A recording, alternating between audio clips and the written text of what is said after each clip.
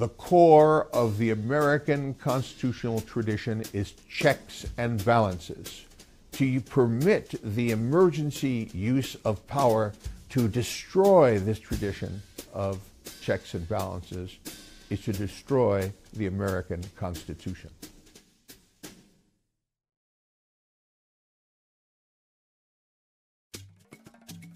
Well, we're entering into the fourth week of the government shutdown. And of course, the question is, how are we going to get out of this? Are we going to engage in serious negotiation? Or is President Trump going to try to short-circuit this through a declaration of a state of emergency, which would authorize the military to build the wall?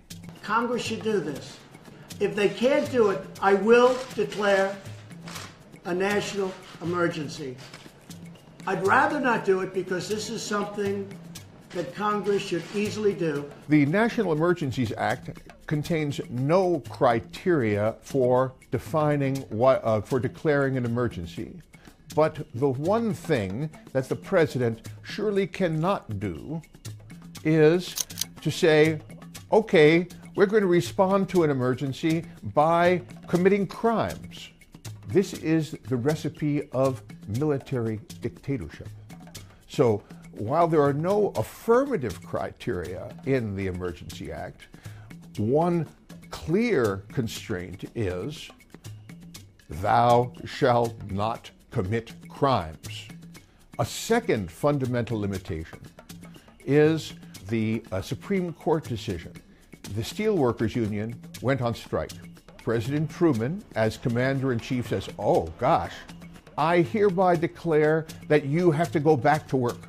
Steelworkers sued, and the Supreme Court of the United States held that Harry Truman's exercise of the commander-in-chief power in domestic law, to overcome domestic law, was unconstitutional.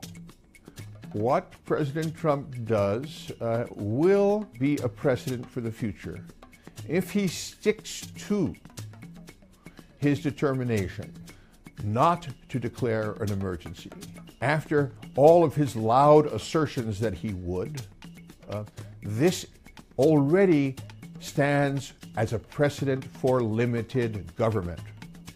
If, however, as President Trump has been known to do, changes his mind tomorrow and goes down this path, then this crisis will indeed stand as a terrible precedent for unlimited presidential power for future presidents, both Democrats and Republicans.